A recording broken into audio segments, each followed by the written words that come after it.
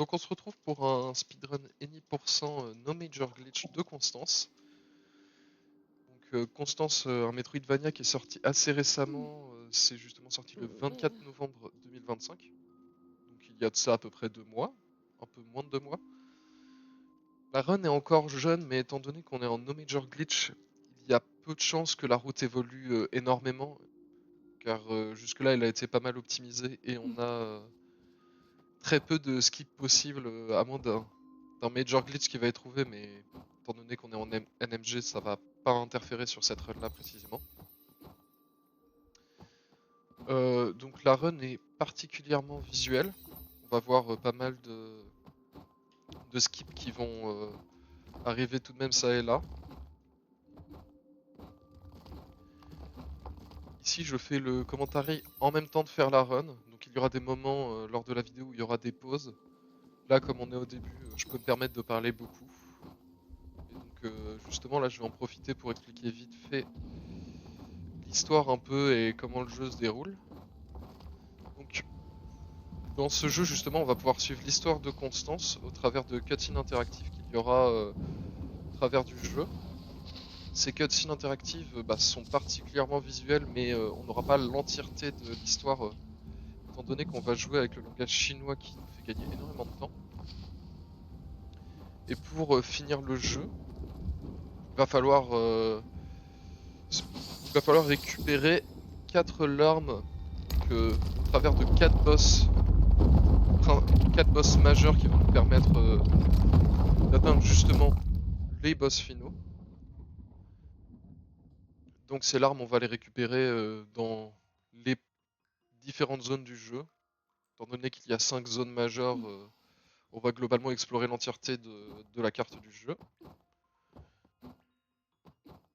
Et pour le moment, on va récupérer le pinceau qui va être notre arme principale, avec lequel on va pouvoir taper les ennemis et casser des murs cachés comme on peut trouver dans différents Metroidvania.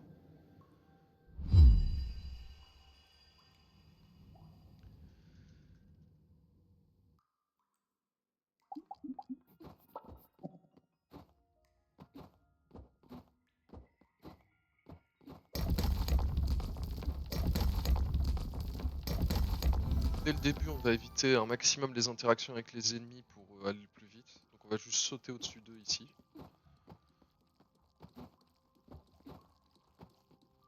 Par la suite, avec ce gros saut dans le vide, il va y avoir un levier qui n'est pas accessible directement, mais on peut le taper lors de la chute.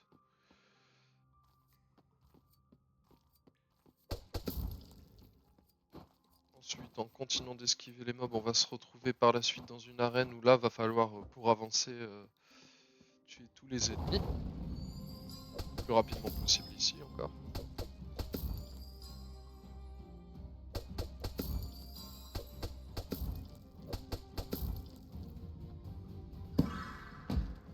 Pour le moment, il n'y a pas de mouvement très flashy comme on n'a encore aucun pouvoir. Mais très vite, on va obtenir le dash d'ici 1 minute environ.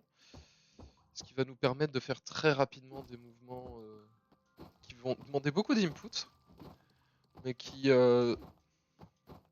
accélèrent grandement les mouvements horizontaux.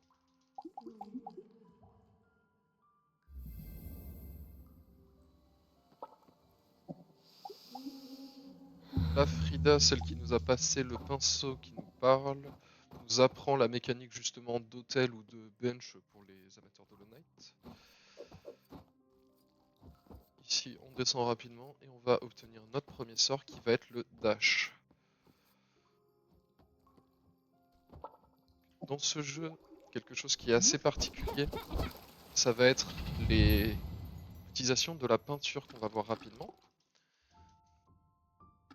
Donc, à la suite du dash, on obtient notre jauge de peinture. Cette jauge de peinture va s'utiliser au fur et à mesure qu'on utilise des sorts tels que le dash ou d'autres sorts qu'on va obtenir à la suite. Et lorsqu'on en utilise trop, on va se retrouver dans cet état corrompu où justement nos cheveux vont devenir noirs. Et lors de cet état corrompu, on va plus consommer notre peinture mais notre vie. Donc la vie va être une ressource à part entière dans le jeu. Où plus on en a, plus on va pouvoir spammer justement nos dash et avancer dans le jeu. il y a toute cette notion de gestion de vie tout au long de la run.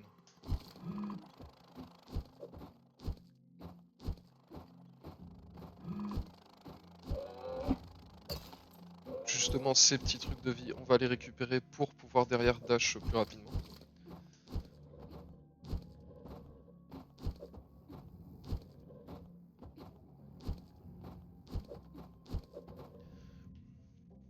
D'ailleurs, la technique principale de dash, avec l'overlay manette, vous pouvez voir qu'elle demande pas mal d'input. En fait, ça va être beaucoup d'animation cancel pour justement obtenir cette vitesse de dash. Car des dashs réguliers vont être particulièrement lents. Donc là, on a un setup pour sortir de cette arène. Car en réalité, on va chercher à choper justement la sortie gauche de l'écran, sauf que cette sortie gauche, elle s'obtient... Enfin, elle demande un peu de platforming, car on a un peu du vide entre les deux. Pour ça, il y a un setup justement qui nous permet d'obtenir... Enfin, d'être constant sur cette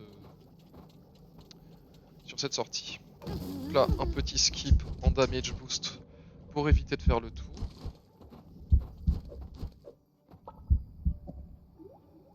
Si à noter, à la suite d'un dash, on va justement souvent faire des attaques, ce qui nous permet de cancel le dash lorsqu'on est dans les airs, notamment.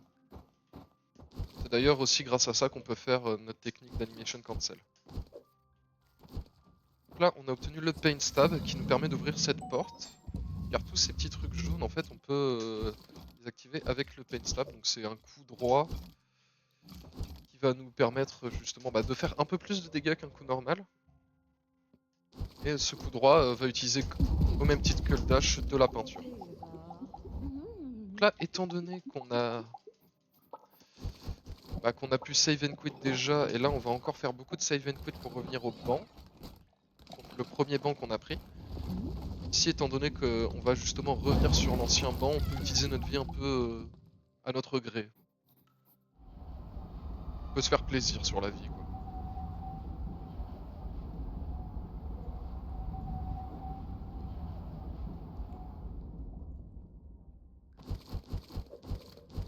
Donc là, troisième sort qu'on va obtenir, ça va être le wall jump. Donc un wall jump qui est assez particulier ici, car au même titre que le dash qui nous donne des frames d'invulnérabilité, le wall jump, lorsqu'on est contre le mur, on va descendre le long du mur et on va être totalement invincible, donc on ne peut pas prendre de dégâts lorsqu'on est contre ce mur, jusqu'à ce qu'on sorte justement de cette animation.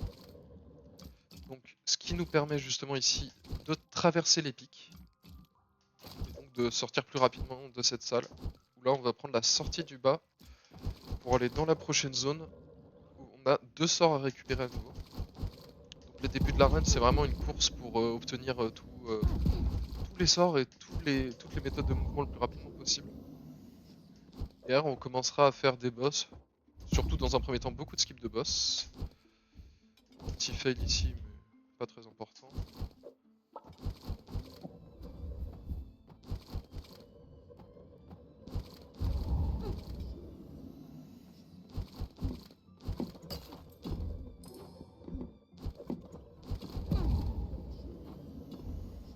Et donc on va arriver bientôt au prochain sort qui va être le blink, comme je l'appelle, parce qu'en fait c'est pour le différencier du dash, mais au global ça va être un dash qu'on peut faire sur les ennemis, et sur ces petits cercles qu'on peut voir, les petits cercles gris.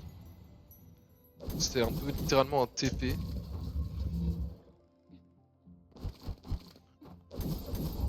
Méthode de mouvement qui est très satisfaisante en casual comme en speedrun. Donc là ça nous permet avec le wall jump notamment de skip un peu cette salle. Là on peut voir que je suis assez low en vie, mais comme derrière bientôt on va récupérer de la vie, on peut se permettre de descendre aussi low.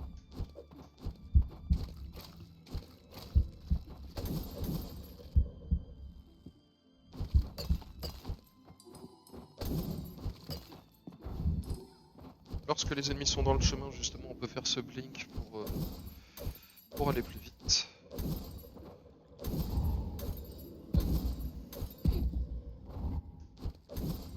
certaines salles qui sont basées purement sur du platforming.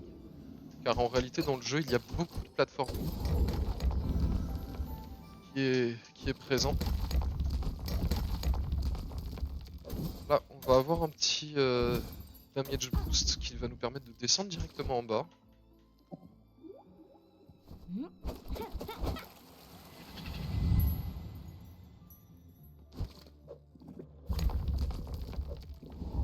Là on obtient le clone qui va être une arme principale sur beaucoup de boss, aussi qui permet de casser ces murs là. Donc ça va être une arme principale pour des boss et aussi pour des skips.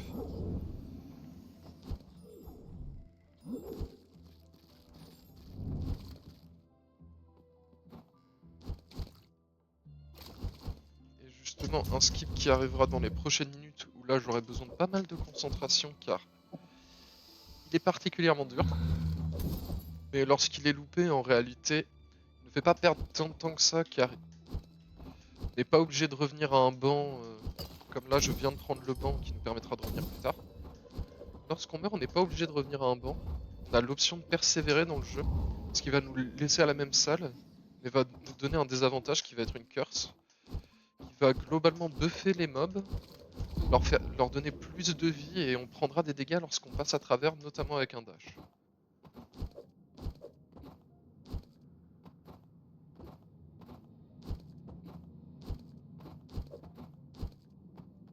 Donc le Jester Skip qui va arriver. Précis, donc je vais me concentrer.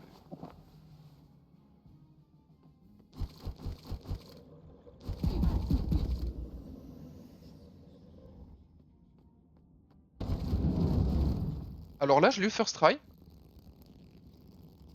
Donc on peut dire que c'est une bonne run.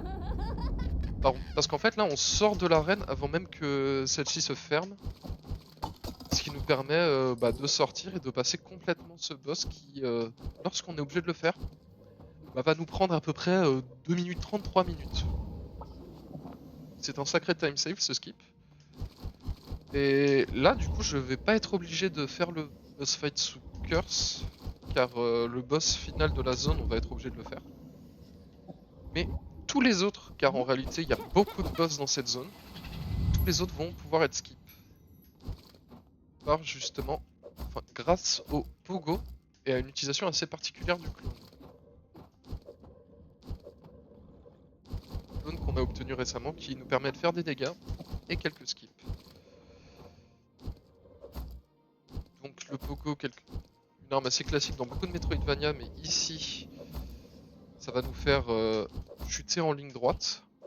Alors là je suis pas très confiant sur le plateforme.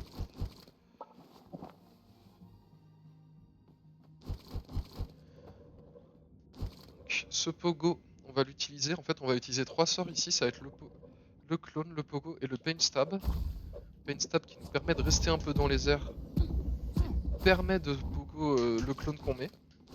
Sans ça on passe directement en dessous et on peut pas justement faire le pogo sur ce clone. Donc ici on va activer l'un des premiers yeux. Alors oui on a skip un boss comme avant mais là on a juste même pas trigger la zone. Et pour cette zone il va falloir activer justement ces 3 yeux. Ces 3 yeux permettent de débloquer le boss final de la zone. Là on fait un petit détour pour obtenir une inspiration, à peu près l'équivalent des charmes sur Hollow Knight. Et cette inspiration par la suite elle nous sera très utile car elle va augmenter les dégâts qu'on va faire suite à un blink sur un ennemi. Donc les dégâts qu'on va faire sur le prochain sort. Donc, ça va faire énormément de dégâts le clone. Donc à nouveau même skip. Après il nous restera qu'une seule fois ce skip.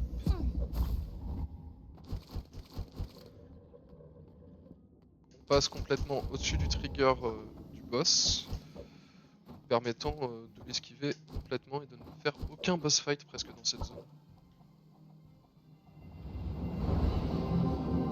Bien sûr, je vous rassure, il y aura par la suite des boss fights, c'est juste les 15 premières minutes qui vont surtout être beaucoup de platforming.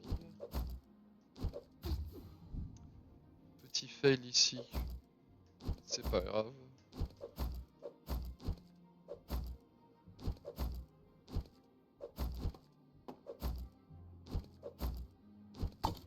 on récupère de la vie car le skip nous demande de la vie, étant donné qu'on passe en corruption avec l'utilisation des clones qui consomment beaucoup de peinture. Nous sommes presque toute notre barre. Comme on doit en poser 2 à la suite, ça fait que on utilise énormément de peinture et on passe en corruption forcément. Et l'utilisation de la vie que va faire nos sorts, elle va être proportionnelle à l'utilisation de peinture. Donc lorsqu'on fait un clone et qu'on est en corruption, ça consomme énormément de vie. Avec tout ça, on active le dernier œil. On va nous donner ce PNJ qui va nous donner un portail pour se téléporter directement au boss final de la zone.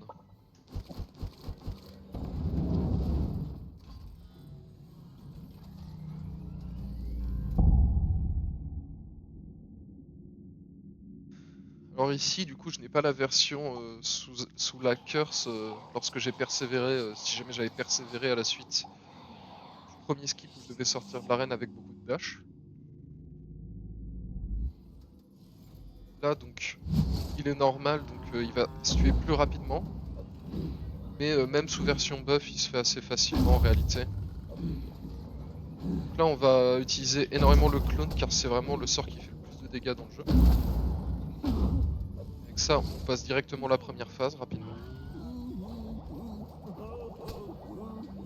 Là, on est sur la deuxième phase. Il y en a un qui pleure beaucoup. Il va se TP un peu dans tous les sens. Il y a une petite safe zone, on n'a pas besoin de bouger. Et on va le finir avec un dash et un clone. Et un petit peu d'attaque. Même chose ici pour la phase 3, on a juste besoin d'esquiver des petites larmes en plus qui vont apparaître. Petit dégât pris. C'est un petit fail, ça arrive.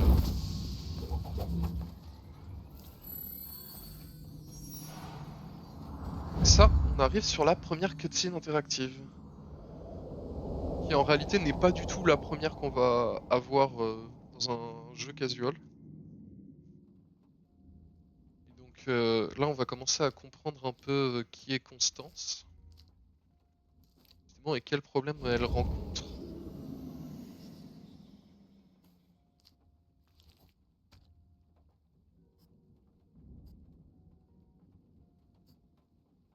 Ici, on peut voir la difficulté d'une artiste. Notamment lorsqu'on n'arrive pas à être satisfait de ce qu'on va faire. Alors moi, je ne connais pas du tout ça étant pas un artiste.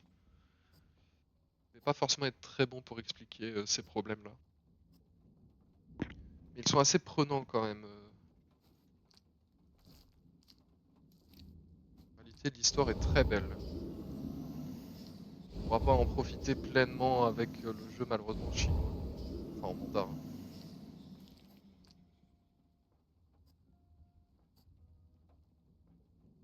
Si je varie les couleurs, mais on peut tout faire de la même couleur, ça ne va pas changer grand chose en réalité.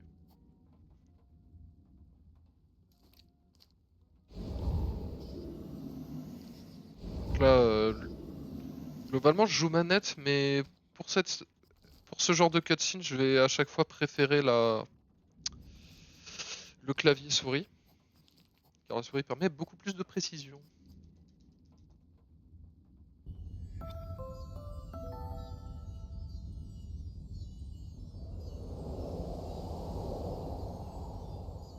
D'ailleurs, je fais étonnamment une bonne run ici.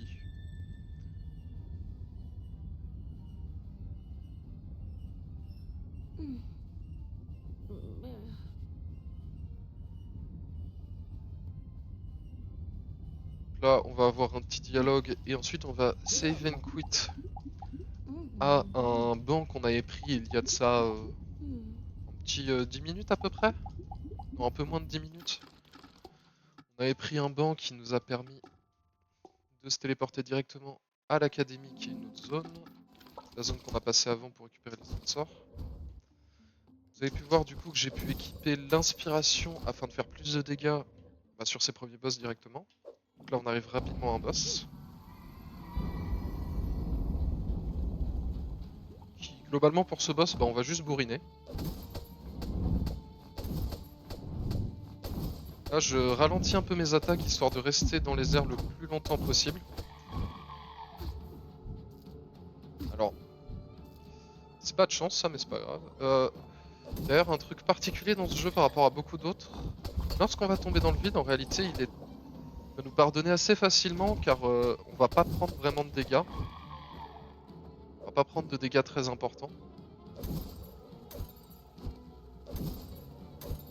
Alors ici comme il se cache au plafond, ça demande pas mal de petits dash à travers de portails qu'on n'a pas encore vraiment vus. Ah si, on les a vus un peu avant.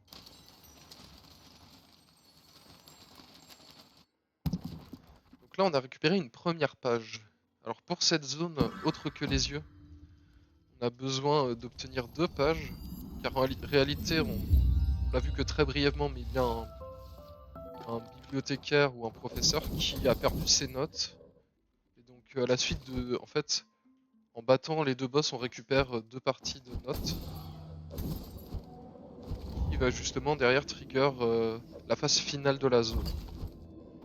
Car on peut pas vraiment l'appeler un boss fight sur cette zone.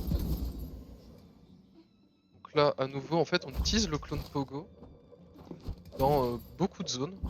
Voilà, j'ai mal placé mon clone, c'est un peu embêtant. Parce qu'on le place trop près du mur, il va éclater directement. Sauf dans ce cas-là, on peut le placer directement contre le mur. Pogo dans les airs. Et passer rapidement.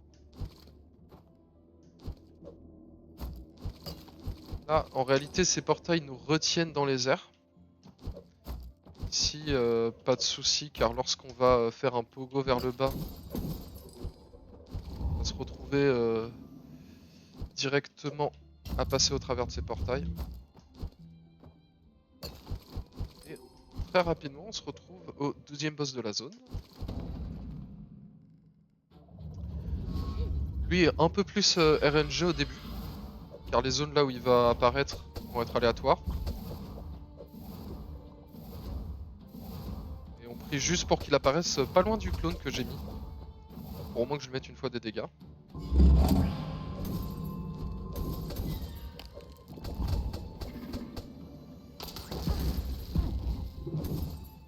Ah. Alors ça c'est pas commun, ça m'est déjà arrivé. Normalement là c'est le 3e pattern, qui est censé arriver beaucoup plus tard dans le fight. Il semblerait que ça arrive, ça m'est arrivé littéralement hier. C'était la première fois.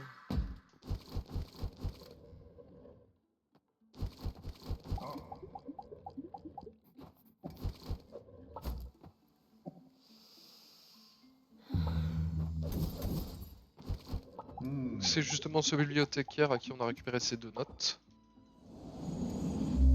Le banc, je l'ai pris notamment pour me régénérer ma vie, mais aussi, il me permet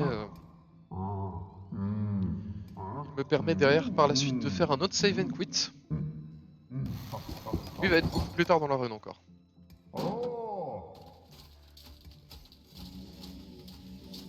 Car on l'a pas trop vu encore, mais il y a des ascenseurs en réalité.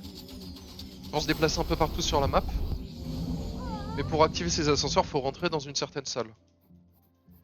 Et il y a notamment une route qui va chercher l'ascenseur dans la première zone où on a récupéré le wall jump.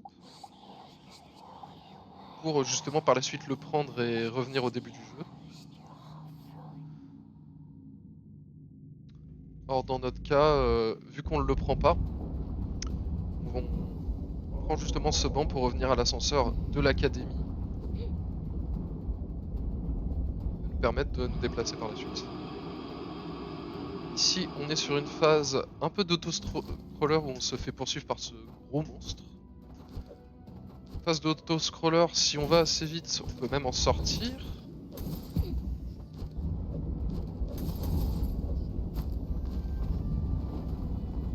Justement, c'est ce qui va arriver là.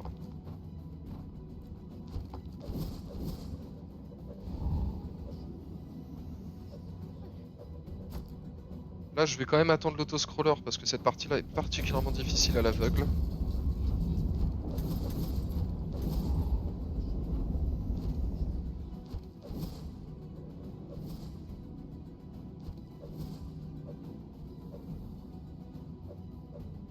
pouvez entendre mes actions, mais oui, je passe tous ces trucs-là à la suite. Alors pour cette partie-là, encore une fois, il y a un setup, mais assez complexe à réaliser à l'aveugle. Il y a des moments où je dois attendre l'autoscroller encore. Ah, alors là, c'est problématique. Là, c'est très problématique. J'ai un peu trop fait le malin. Bon, c'est pas grave. On recommence et puis si ça arrive.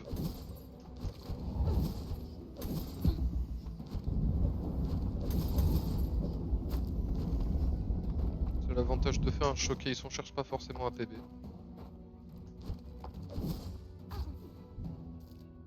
Je vais vraiment arrêter de faire le malin. Ça permettra de montrer en réalité comment cet autoscroller se fait. Par contre, je crois que j'ai vraiment pas assez de vie, donc je vais le recommencer. Je vais vraiment arrêter de faire le malin. C'est dommage, j'avais une bonne pace.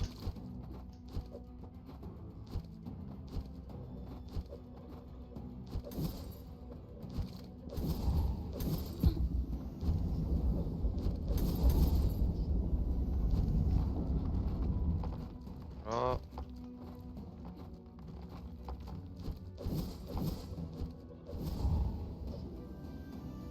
Sans que j'ai pas l'habitude de le faire normalement.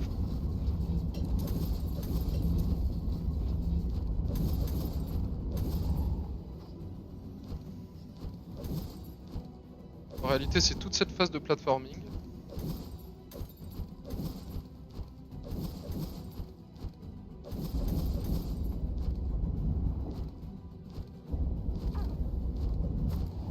Alors ici, je passe même à l'aveugle. Car sinon, ça devient un peu compliqué.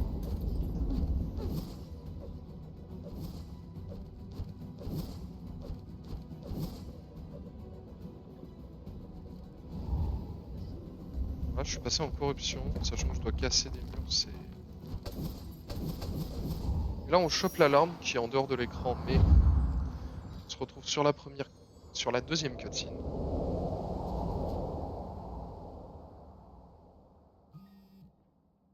Donc là, c'est la partie où peut-être le français permet de comprendre un peu mieux l'histoire.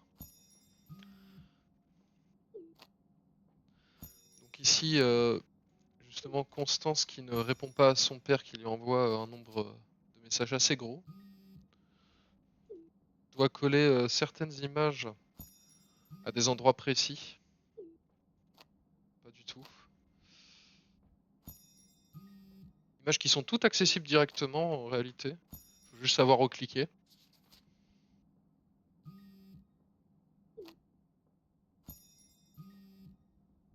Donc là on voit notamment une phase où elle a dû déménager.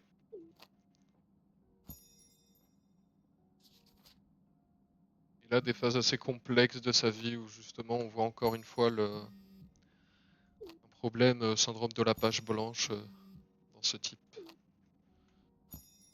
Je pense que j'explique très mal l'histoire, c'est...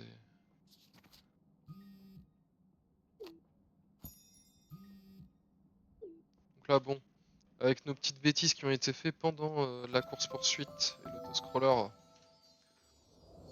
un petit peu de retard mais ça va.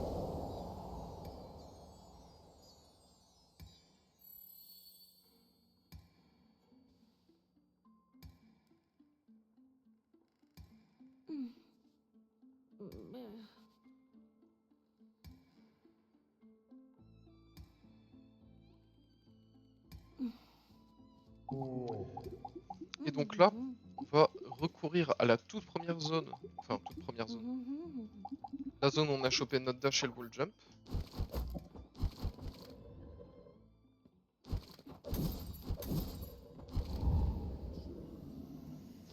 Tout en économisant quand même un peu notre vie.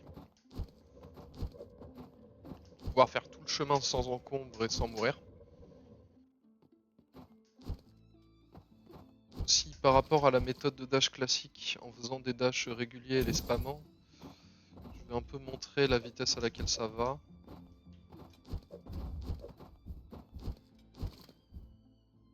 la vitesse classique, ça va être ça. Or, nous, on fait ça.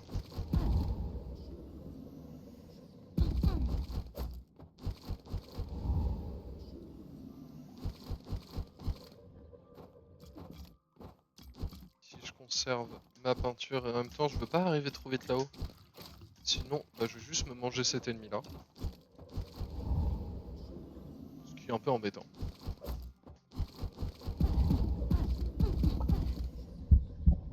Alors là, je veux pas perdre non plus toute ma vie car on va avoir un boss fight. Mais avant ce boss fight, il y a du heal qui régène pas toute la barre de vie non plus, mais une grosse partie. Boss fight, nouvelle utilisation de clone.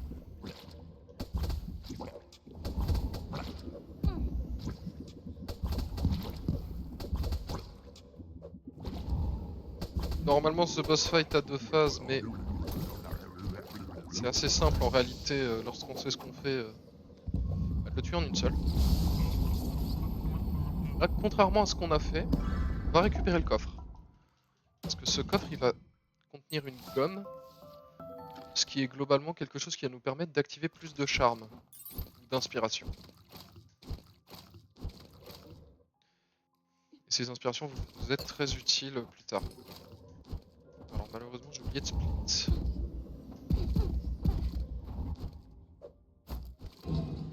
Là, nouvelle mécanique, il y a des petits cubes dans lesquels on peut rentrer et bouger dans une direction jusqu'à ce que quelque chose nous stoppe. Ici, un nouveau petit clone Pogo pour skip. Alors cet ennemi, comme il fait de l'électricité, c'est quelque chose qui va nous stun, donc très compliqué à tuer pendant qu'il fait son attaque. On est un peu obligé d'attendre qu'il arrive là.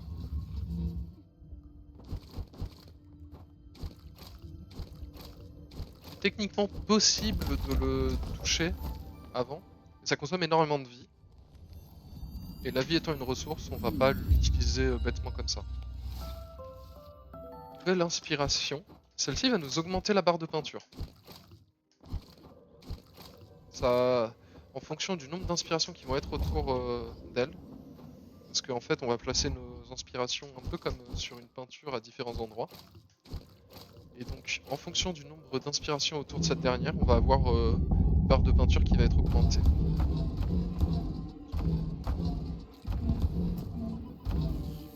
Ici, on peut profiter du Paint Stab qui va nous permettre d'activer un levier à travers un mur, enfin à travers le sol.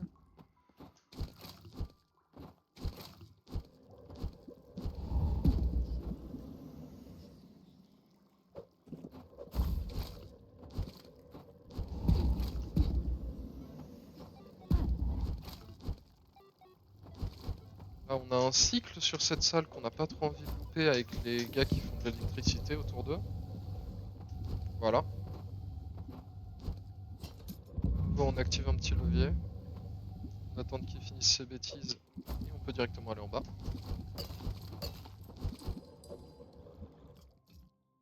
Là, on fonce vers la fin de la zone. Là, on est au boss final de la zone. Parce qu'il n'est pas encore 100% maîtrisé pour ma part.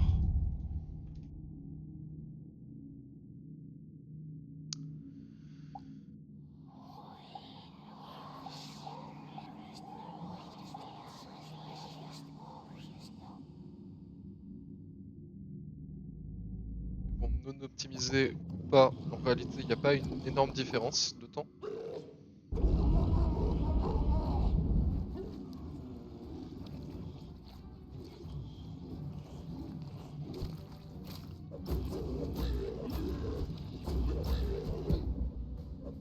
Ah, j'ai fini à l'intérieur. Donc on peut toucher ses yeux avec des pogos, mais le timing est assez serré.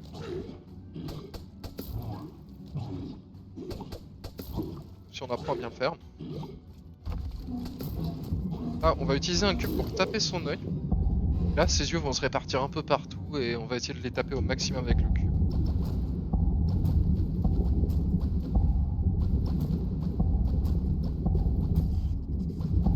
Et bien sûr, comme tous les boss, de ce jeu, on va le finir avec des clones. Beaucoup trop fort. Alors là, c'est embêtant. Vraiment mal géré.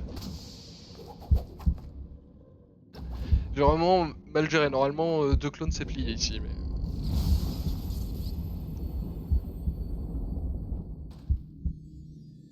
Donc là, on va se retrouver sur une petite phase, une cinématique, qui là, on a interactive, mais qu'on interagisse ou pas, elle va pas aller plus ou moins vite. Surtout, toutes ces cutscenes, en réalité, on pourra les utiliser soit pour parler justement de l'histoire du jeu, ou lire des donations, si jamais il y en a.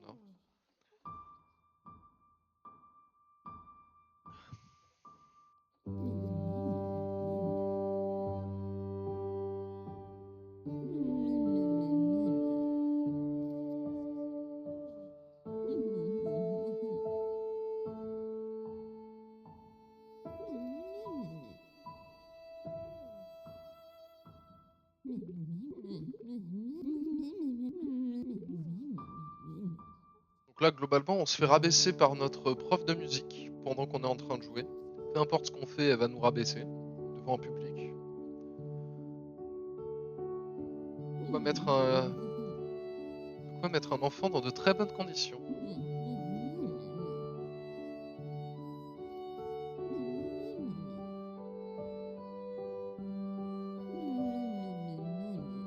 Là, notre jeu s'est transformé un peu en un jeu de rythme pour cette cutscene. Pour le speedrun, ça n'a pas vraiment d'impact, mais c'est toujours agréable de jouer ça. Après, dans certains cas, on peut profiter de cette cutscene aussi pour chercher de l'eau.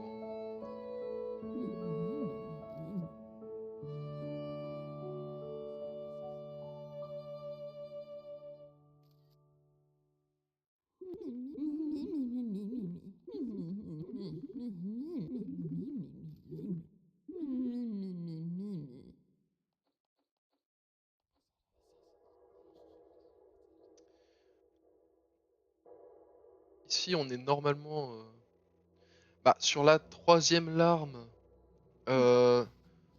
Sauf que la première larme, en fait, c'est celle qu'on fait en dernier. Et du coup, là, le jeu considère un peu que c'est la dernière larme, et du coup, va nous montrer une petite avant-première du boss final.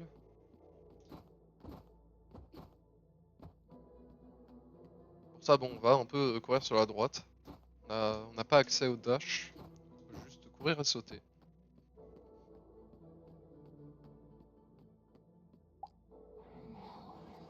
Une fois...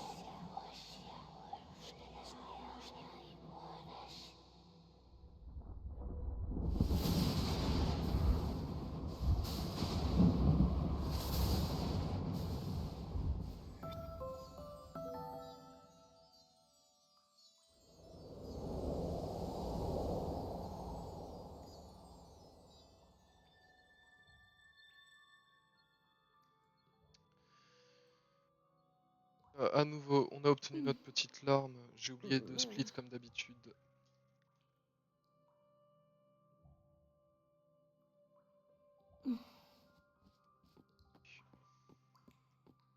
Là, on est un peu obligé d'aller sur la droite. De toute façon, on n'a pas le contrôle. Et à la suite de ce dialogue, on va retourner au banc qu'on a pris il y a de ça 10 minutes. Même un peu plus maintenant.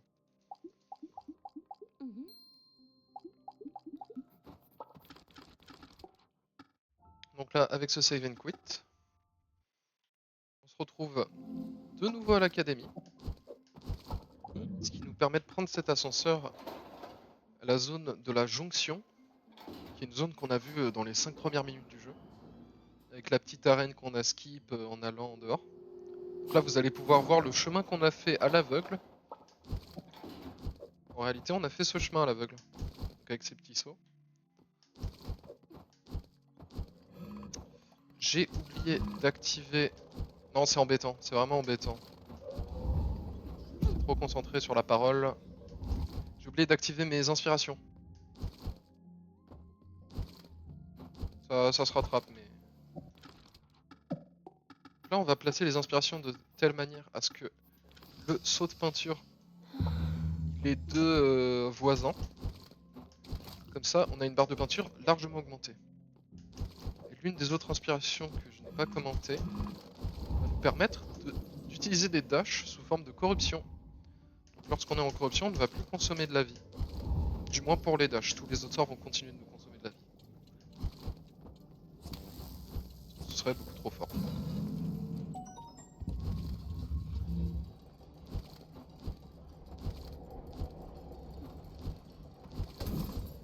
Là, on arrive justement dans notre dernière zone du jeu, mais dans la première. Ici, il y a un ascenseur. On peut prendre, mais moi j'ai juste envie de faire le skip que je n'arrive pas à faire. Parce qu'il est joli, mais bon. Là, je sais pas pourquoi je galère. Je galère vraiment. À l'aide.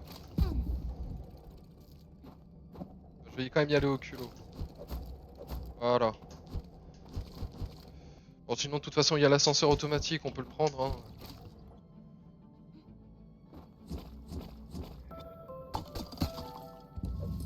Pourtant, normalement, je suis assez constant pour le tenter en run, mais là, ça arrive. Donc là, ce qu'on fait, en réalité, l'ascenseur de la fonderie, qui est la zone dans laquelle on est cassé. Donc en fait, on va remplir ces tuyaux de peinture pour le réparer à nouveau. Normalement, il faut faire un énorme tour et tout, sauf que comme on est arrivé avec tous les sorts du jeu, ce qui n'est pas censé arriver, eh bien on se retrouve à pouvoir totalement skip l'entièreté de la zone. Car on a pu wall jump et on a un peu traversé le sol, parce que normalement en fait on est censé arriver par l'autre côté, ce qui nous fait faire tout un détour et ensuite on a un boss. Là on a totalement esquivé tout ça.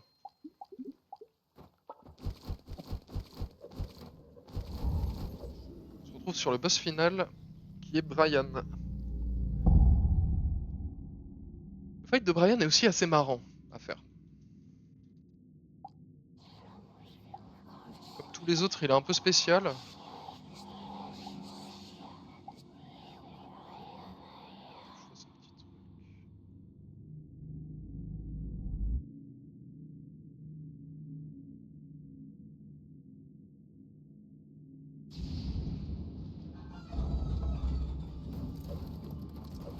On va utiliser les clones pour monter bien haut. Normalement, il n'est pas atteignable.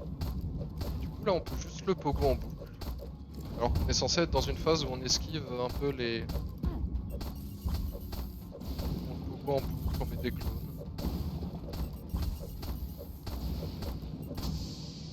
Voilà. Boss qui se finit très rapidement. Et nouvelle scène, nouvelle cinématique, qui va être notre dernière. Alors, cinématique interactive, ça va être notre dernière. Parce qu'après, derrière, on en aura une qu'on pourra skip. Mais dans tout le jeu, en fait, on a deux cinématiques qu'on peut skip. La première et une vers la fin.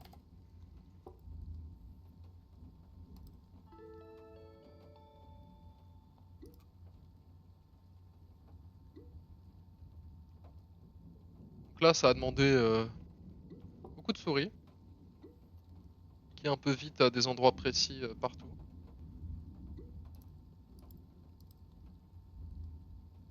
En gros, on se fait solliciter par notre boss un bon vendredi soir, qui nous demande de faire des changements de dernière minute parce que c'est très rapide. Ce qui, je pense, est un classique pour beaucoup d'entreprises, malheureusement. Là, c'est une collègue qui nous demande de nous envoyer une vidéo, de l'exporter. On va faire ça rapidement. Pendant ce temps-là, il nous rappelle qu'on doit quand même continuer notre travail. La collègue qui nous redemande sa vidéo. Là, elle nous demande de transférer un mail. Là, encore une fois, on nous appelle dans tous les sens. Puis au final, elle nous dit attends, en fait ça sert à rien ce que tu fais. Elle nous demande juste une petite preview. Elle nous demande de transmettre un PDF. Elle nous demande de revenir sur la vidéo. Et en fait, on n'a même pas le temps de leur répondre. Carrément notre PC bug. Lui il nous appelle. Alors là, c'est là où on voit que le chinois est très rapide. Même pas le temps de lire les caractères. Et globalement, il nous disait ah, en fait, tous les changements que je t'ai donnés, c'était pas la peine pour ce soir, c'était pour plus tard. Toujours appréciable.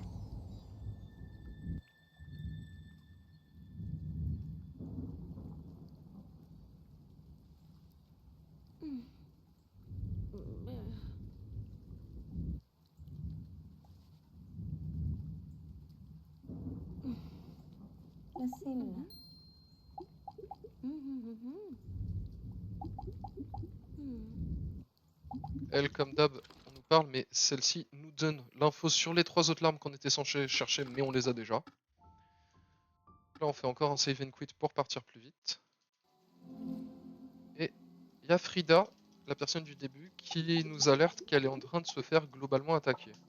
Donc, bah, on va très vite voir ce qui se passe, nous on va retourner au tout début.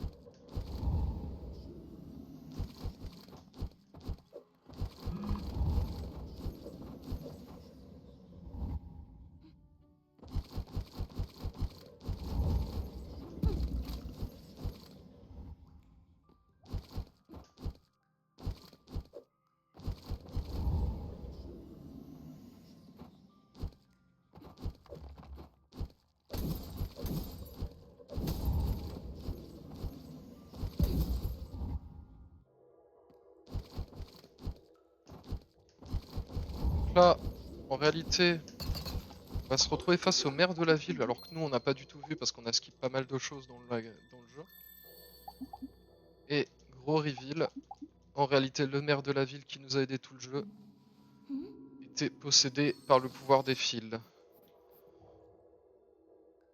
Comme je skip là on voit pas vraiment, mais globalement c'est le boss final qui a pris contrôle de Steep. Là on récupère un masque qui va nous permettre d'aller dans des zones de corruption. C'est là en fait où il y a les boss finaux. Ces zones auxquelles on a accès très tôt dans le jeu, mais en réalité, lorsqu'on rentre dedans, on prend des dégâts. Le long et on les prend très rapidement, donc ça nous permet pas de faire quoi que ce soit dans ces endroits.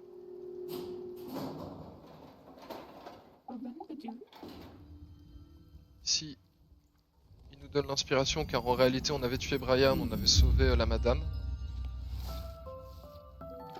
Bon, on l'avait pas trop vu tout à l'heure vu qu'on a save and quit rapidement.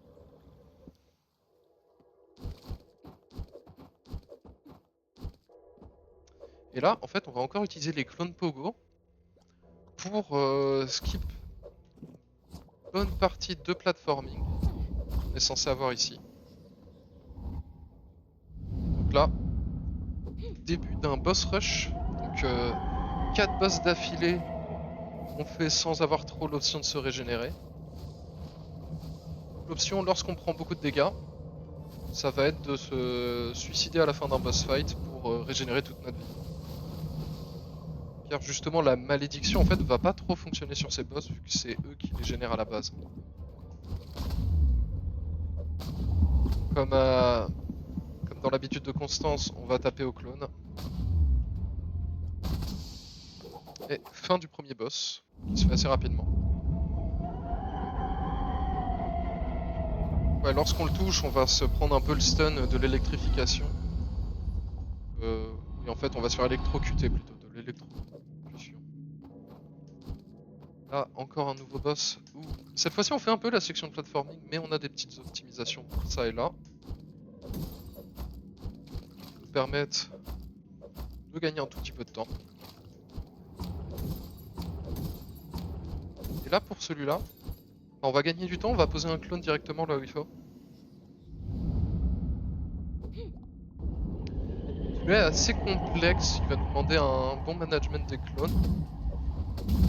Faire en une seule phase. Car les rochers tombent de manière random et on n'a vraiment pas envie de se faire toucher. Donc encore une fois, on n'a pas de quoi se régène entre les fights.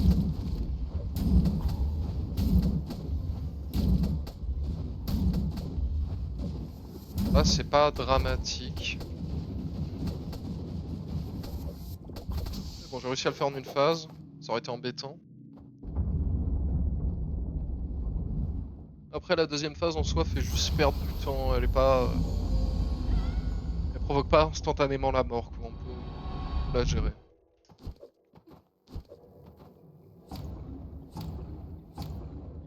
Dernier boss qui...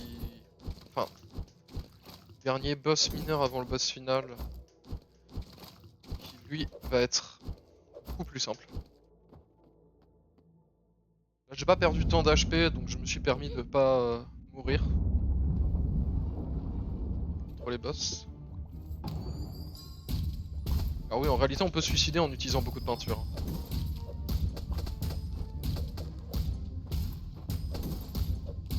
Et en fait, on a juste à taper ces invocations.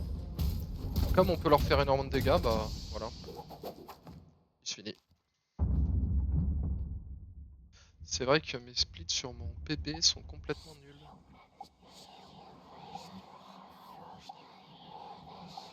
Donc là, on se retrouve sur le boss final.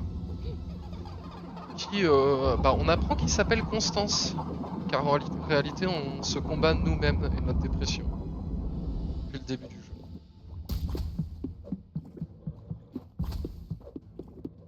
Ouais, je me disais, c'est n'importe quoi là.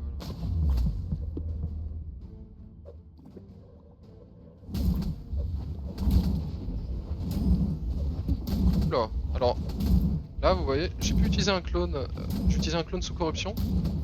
C'est un peu problématique, j'ai claqué beaucoup de vie. Là je dois vraiment pas me faire toucher. Enfin si je peux me faire toucher une fois quoi. Ça donc la phase qu'on a un peu évité de ce mob, enfin de ce boss. Et ensuite on bourrine.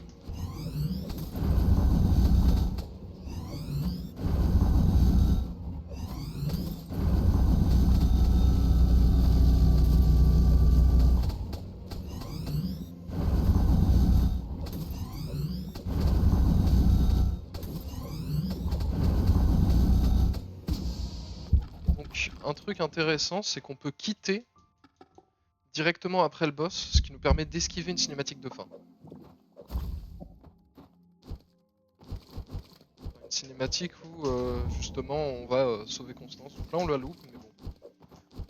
Ça permet vraiment d'aller plus vite. Donc là on se retrouve sur le train, on pourra rentrer chez nous. Car c'était notre quête depuis le début.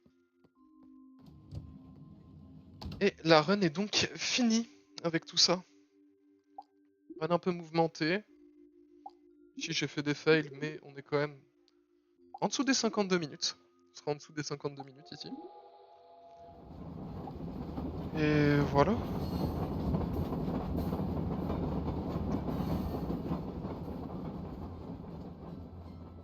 J'espère que cette run peut plaire et justement faire une bonne candidature pour Speedon. Je trouve la run très visuelle et pour avoir regardé d'autres personnes la run, je la trouve très agréable à regarder. Mais ce n'est que mon propre avis. Voilà. En espérant que celle-ci plaise. Je vais laisser la cinématique de fin parler d'elle.